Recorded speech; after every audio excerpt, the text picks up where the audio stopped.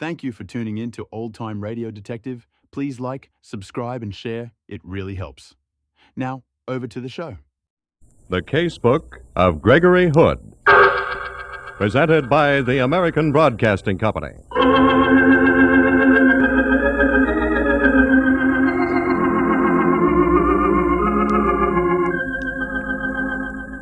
His office is high in the tower of a skyscraper overlooking San Francisco Bay. His name is Gregory Hood. By day, president of the Hood Importing Company. By night, criminologist and man about town. Tonight's story from out of his casebook, The Carnival of Death. Good evening, ladies and gentlemen. This is Gregory Hood. Let's understand this from the start. I'm not a playboy. But when a hot blonde who's due to inherit a cool million suddenly writes me, "Be sociable, Greg. Drop around for a drink." It's 3-1 I'll drop around. That's how I got involved with Leora Thorne. I was in my office with Sanderson Taylor, my attorney, nose to the grindstone, sticking to business, when along came Leora's invitation. Excuse me, Sandy, but this letter's been lying on my desk all day. Perfume. Mm-hmm. Dear Greg, just because an old flame has got herself happily married, that's no reason to cross her off your book. How's about dropping around for a drink tomorrow afternoon? I want you to meet Bradley, my new husband.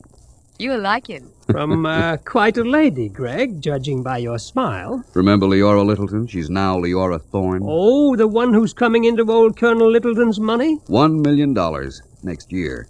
She wants me to drop over this afternoon. What for? Just for Auld Lang Syne, I guess. Probably giving a big cocktail party. Has she still got that big estate on Shore Drive? Mm-hmm. Swimming pool and all the trimmings. Oh, take my advice and you'll stay put. I'm sort of curious to see Leora again. It's been a whole year. Now, Greg, don't get involved. Oh, nonsense. The gal's happily married. She says so. Haven't you ever noticed, Greg, that your ex-girlfriends never invite you to their homes unless there's trouble brewing? Oh, Sanderson, you're a cynic. I'll be back later to finish those contracts with you. Greg, I'm warning you.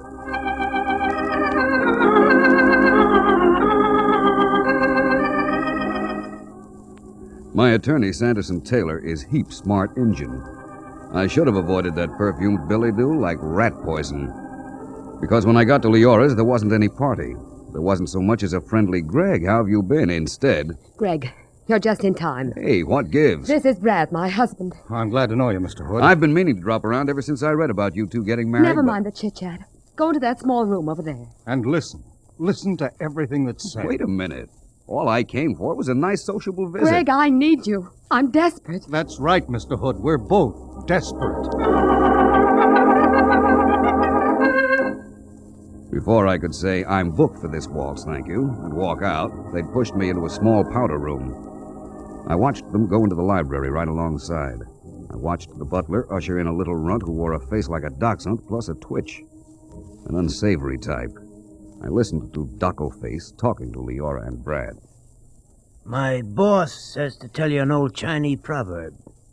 Confucius say, a Welcher gets it in the neck. I'm not Welshing. $3,000 worth. I don't owe him a penny. What about the IOU? The game was crooked. I only signed it to get out of the place. Better pay it, girlie, to stay out of a coffin. Say, look, whoever you are, have a heart. That crap game was rigged. My wife was cheated into losing all that money. Please, I need time. Tell your boss to give me time. A week from today, my boss says. What about a week from today? That's how long you get. Or else. Girlie, that chassis of yours won't look so pretty with a bullet in the upholstery.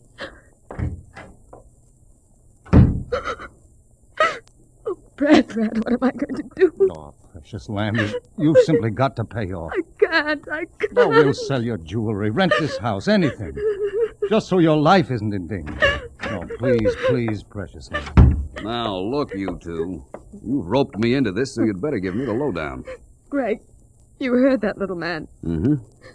Where have you been gambling, Leora? Out at Pacific Playland. Pacific Playland? That's an amusement park. I begged Leora to stay away. You didn't drop $3,000 on ping pong and darts, did you? There's a floating crap game out there. People never tell me these things. Who runs it? I don't know his name. They just call him the boss. A rigged dice game at a honky-tonk carnival. Leora, have you lost your senses? I can't explain it, Greg. Every now and then I get this itch to gamble. It just grabs hold of me and... Well, this time I got in too deep. I tried to stop her, Mr. Hood. Well, my advice is square up. I didn't like the looks of Jojo, the dog-faced messenger boy. I can't pay, Greg. What? I haven't the money. Leora Littleton, NG, on the credit? I don't come into the bulk of Grandfather's estate for another year. You know that. Right now I'm in debt all over town. Darling, we'll sell things off. It's the only way. You're right, Thorne. Take that wristwatch you're wearing, for instance. What about it? I handle lots of fine Swiss watches at the Hood Importing Company, but nothing that unusual. I've never seen a heart-shaped design like that. I had it made like a heart because I gave it to Brad. As a wedding present. Well, that watch alone at some high-class hawk shop. Oh, no, I can't let Brad part with Oh, it. but precious lamb, for your own safety and for my peace of mind. Your husband's very sensible. Don't risk your life, Leora. Well, then help me, Greg. Find out who's after me. Well, I'll think it over. Oh, you were the one person, Greg, I knew I could turn to. If you help us, Mr. Hood, you'll never find two people more grateful. Well, I have to go now, but you'll be hearing from me, Leora. I'll show you to the door, Mr. Hood. This way. I'm so worried about her, Mr. Hood. Naturally. Oh, sometimes I wish Leora didn't have, well, all this. She's a swell kid. Just needs taking care of. I'm doing my best. You know, I think you are. I think you have a pretty level head on your shoulders. Thanks. Well, I'm so crazy about her. A lot of folks probably think I just married her for the money. Well, anybody can see that isn't the case. Well, chin up. Don't let Leora get too upset. Well, I'll try not. Good meeting you, Thorne. It was grand meeting you. And please, help us out of this mess.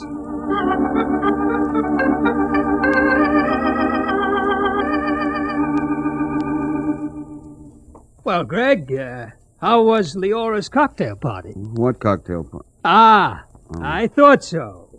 She only got you out there to rope you into something. Put your hat on, Mr. Taylor. We're going places. What about these business contracts? They'll keep. We're going to Pacific Playland. The amusement park? What goes on out there, it seems, isn't so amusing.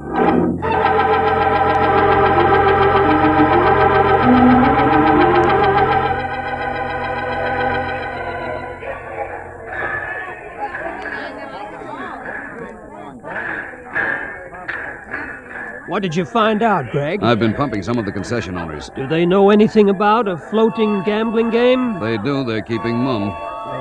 What about the man they call the boss? Couldn't learn a thing. Oh? What about the little man who threatened Leora? Dockleface? Yes, he works out here. They recognized my description of him. Who is he? Name's Benny Baker, known as Hot Licks Baker. Hot Licks? Used to be a trap drummer until he found an easier pitch. Well, he sounds like a charming character. They tell me he works at one of the concessions, some daredevil trapeze act, the incomparable Florette, whatever that is. Yes, it's over there. You see that neon sign? Well, hanging over that big tent. Well, come on, let's go visiting.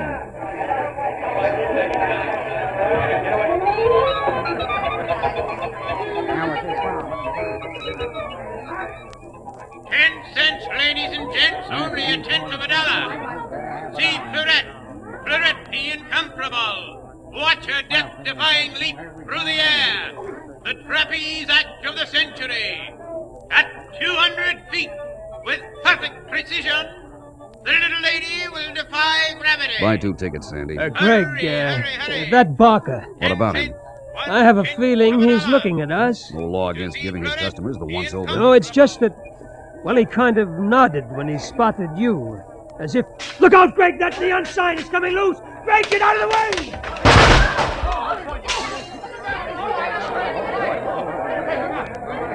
Are you all right, Greg? Me? Sure, Sandy. You. Lucky thing you pushed me. Oh, I had heart failure. You were standing right under it. You had heart failure. Brother, I could feel the breeze as that sign went past me. Everybody okay out there? Accidents will happen. We'll have the debris cleaned up in a jiffy. Meantime, just step up, ladies and gents. See Fleurette, Fleurette the incomparable. Fleurette the wonder girl. Hurry. Greg, that was not an accident. Sure it was, Sandy. The sign just tore loose. When you were directly under it, I think somebody wanted to kill you. Oh, nonsense. He's right, Mr. Hood. Huh? I said your friend is right. 200%.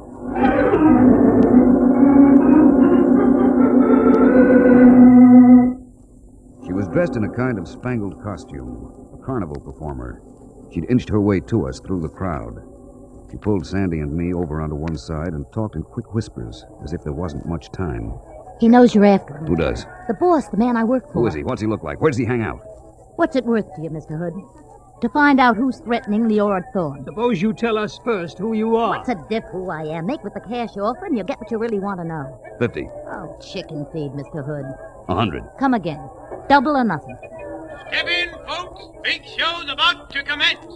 You will see Fleurette, the incomparable. Oh, that's my cue. I gotta go in the tap. Go, Fleurette. Yeah, for a crummy 65 a week. All right, you win, Fleurette. $200. Let's have it. Where can I find this man they call the boss? Well, he's always at the same place. You'll find... Oh, look, I ain't got time to talk now. Why not? Wait! Come back here! After my act. Meet me back at the tent in my dressing room.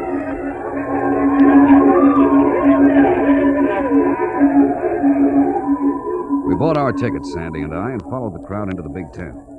Pretty soon, the girl appeared and climbed a rope ladder, 100 feet up at least. 4 times a day she did this stunt. She must have had nerves of iron.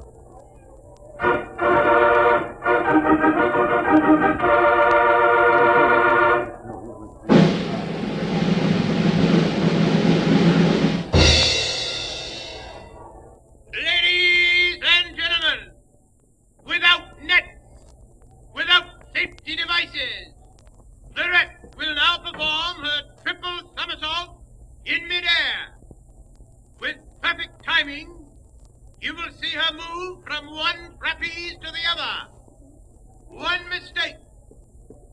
mistake, ladies and gentlemen, will mean instant death.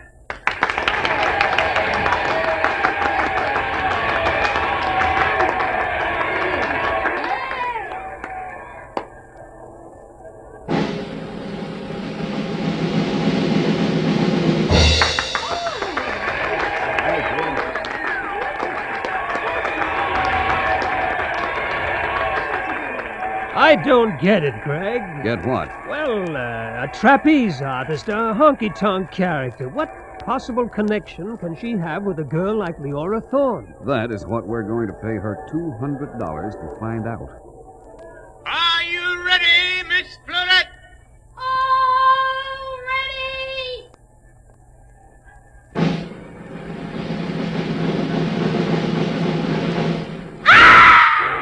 Greg, she missed!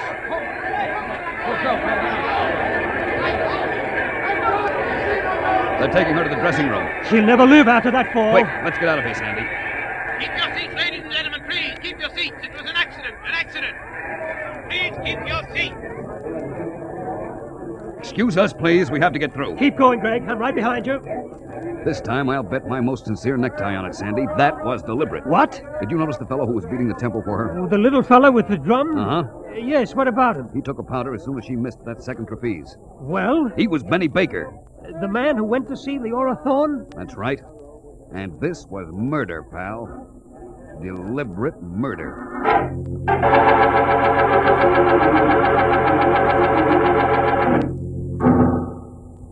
In her dressing room, the incomparable Fleurette was dying a death I wouldn't wish on my worst enemy. We pushed our way through before anybody could stop us. An ambulance intern was already there, shaking his head. A policeman was there, too, making duck tracks in his notebook. I could see what was in the wind when I heard the copper say, Open and shut case, looks like. Just an accident. We may as well get out of here, Greg. Not yet, Sandy. But it's too late. The girl won't be able to talk to us. Maybe she will. Look at her eyes. Her eyes? She's staring at us. I think she wants us to come closer. Can you speak, Fleurette? Try. Try hard. Who is he? This boss person. The man who made them do this to you. Oh, Greg, it's no use. Wait. She's moving her lips. The death ride. What's she saying? Something about death. Something about a death ride. Shh, listen. Last boat.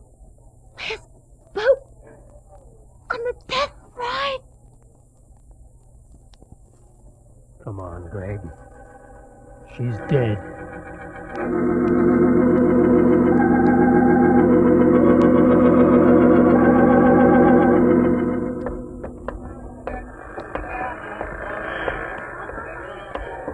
Well, we didn't get very far, did we? Not yet, but you may quote me as saying I'm hopeful. Oh, Greg, for Pete's sake. What? Call Leora Thorne. Tell her you're washing your hands of this. Not a chance. But we have work to do back at the office. But this is ridiculous, traipsing around an amusement park. I'm going to find out who the gentleman known as the boss is. He's responsible for Florette's murder. What makes you so sure that Florette was murdered? You'll see. Right now, I'm wondering what she meant by that death ride stuff. She may have been referring to Leora. It could be. But on the other hand, hey. What, Greg? Down there on the midway in colored lights a mile high. The death ride. 25 cents. An amusement concession. Well, things are adding up. Come on.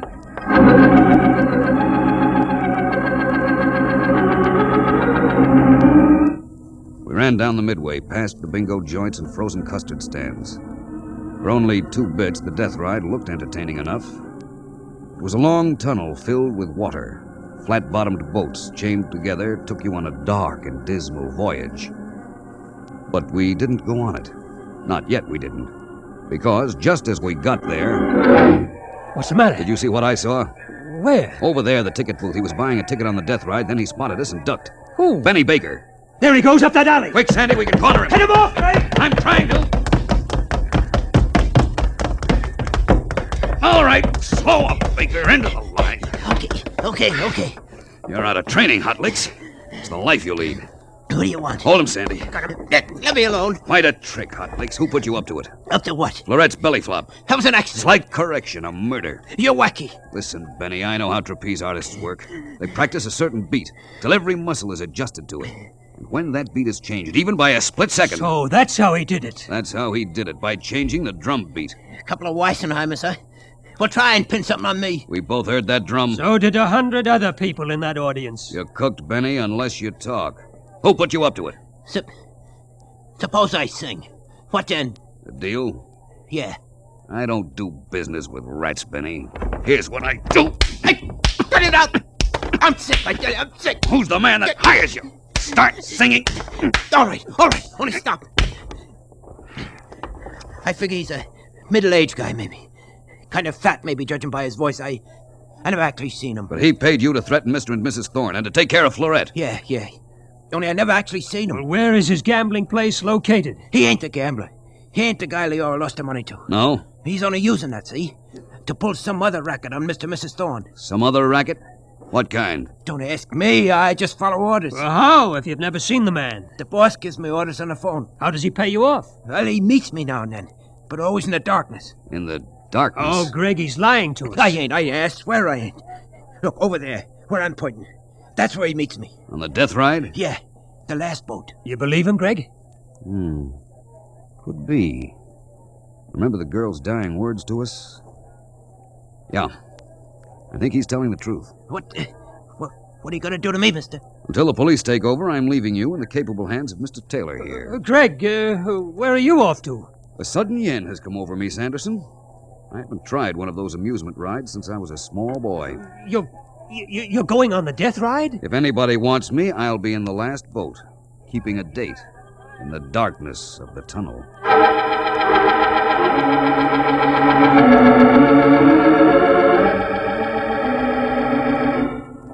I strayed over to the ticket booth and put down my quarter. It was past midnight now, and I was the only customer. I waited by the entrance gates.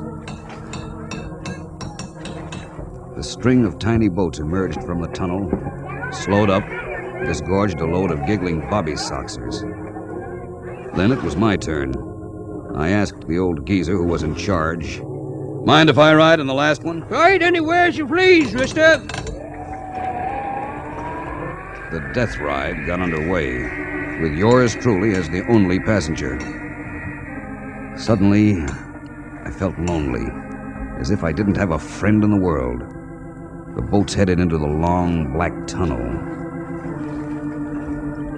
I couldn't see my hand 2 inches in front of my face.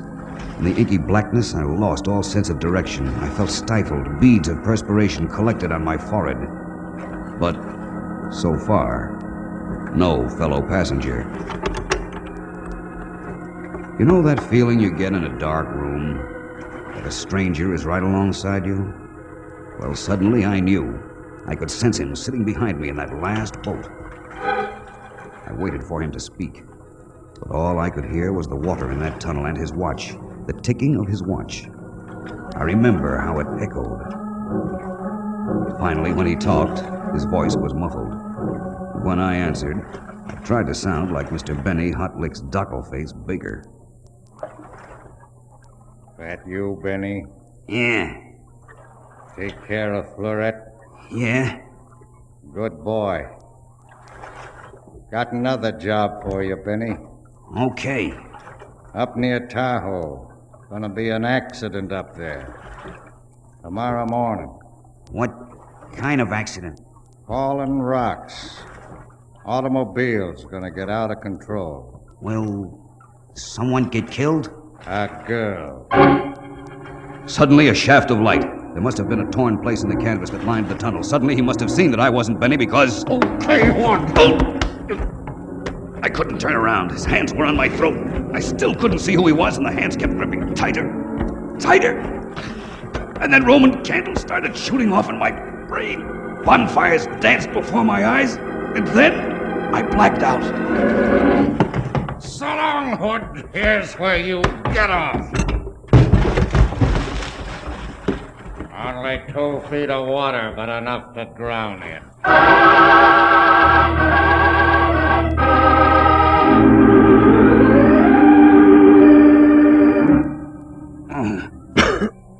Greg, take it easy, old man. Oh, my throat. Just lie on that bench for a while. Where'd you find me, Sandy? On the death ride. Floating face You down. deserve a Carnegie Medal for life-saving. How come such perfect timing? Well, he got away. Baker? I was running after him. Just as we passed the death ride, I saw a passenger climbing out of the last boat. It wasn't you, and I got worried. That passenger. What did he look like? I didn't wait to see. I grabbed a flashlight from the old man and went sloshing into the tunnel to find you. I never saw that other passenger either. Too dark. That was the boss. Yes. Any idea of his identity? None. His hands suddenly... Sandy. Yes? I just remembered that fellow's hands, his left wrist. What? Never mind, it'll keep. We'd better get after Benny Baker. I've learned he's a professional killer with another job on tap for tomorrow morning. Oh, and I let him get away. Come on, we've got to stop him.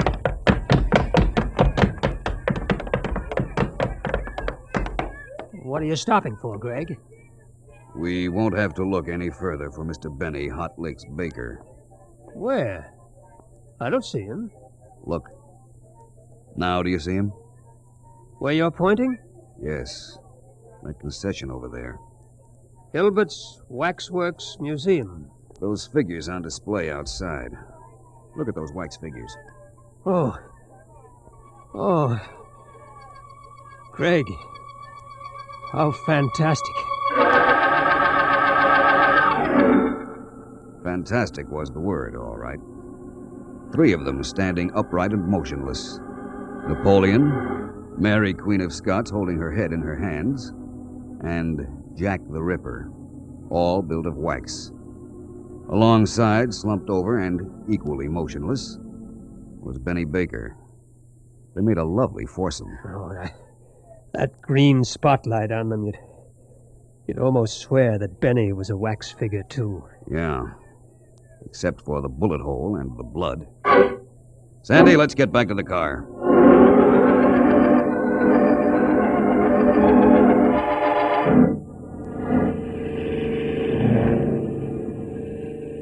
There, Greg. Where are you driving to? You'll see. This isn't the direction to my house. I'm not taking you home, pal. Oh, now see here, Greg. Enough is enough. I've got a home and a comfy rest mattress waiting for me. Yes, and a wife who's probably ready to divorce me for staying out all night. Here we are. Leora Thorne's house.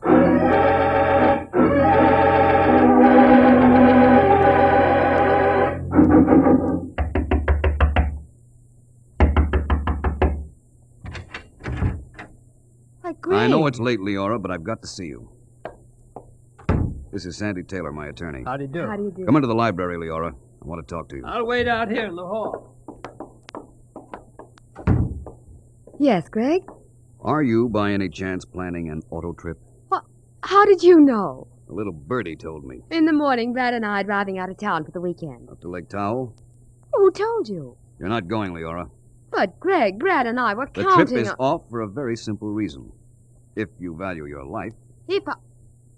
Greg, what are you talking about? Why, hello, Mr. Hood. Oh, Brad, darling, you better come in and listen to this. Oh, I woke up as I heard you going downstairs, Precious. Greg insists that we call off our trip to Tahoe. Oh? Well, why's that, Mr. Hood? Falling rocks. What? There's to be an accident on that mountain road to Leora's lodge. Leora is scheduled to be a corpse. Greg! You mean they'd actually kill her because of that gambling debt? That petty crap game operator hasn't been threatening Leora at all. Well, then who... Somebody who figures this is a perfect time to put you in a nice marble mausoleum, while he can use that gambling debt as a cover-up. But who? I haven't any enemies. You're absolutely sure of this, Mr. Hood. I've met the gentleman in question. You've seen him? I didn't say I'd seen him. We met in the darkness. He tried to kill me. What? Oh, he's a bad boy. He had 2 Confederates working with him.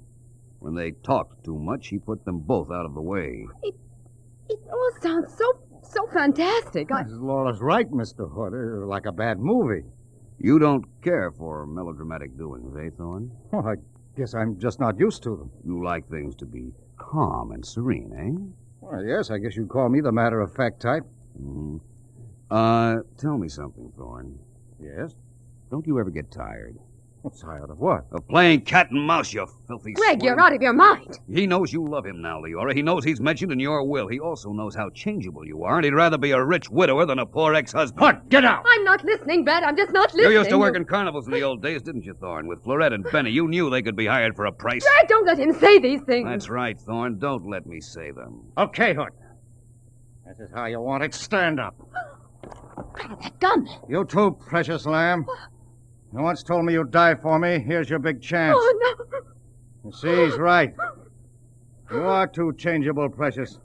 You'll be getting tired of me one of these fine days, and we mustn't have that. What are you going to do? What are you going to do?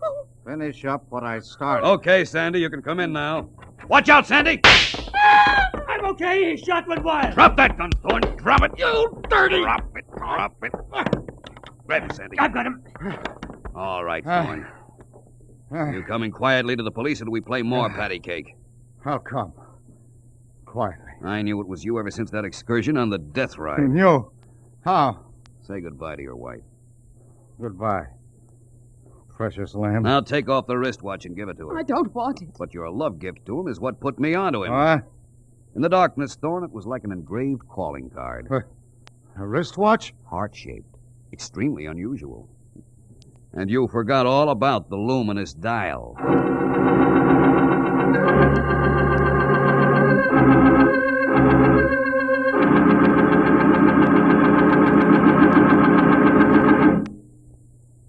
You have heard The Carnival of Death, an adventure from the Casebook of Gregory Hood, written this week by Jerome D. Ross, directed by Martin Andrews, and produced by Frank Cooper Associates. Listen again next week at the same time over this ABC station for the story of the Mutton Jade Buddha, another adventure from the Casebook of Gregory Hood.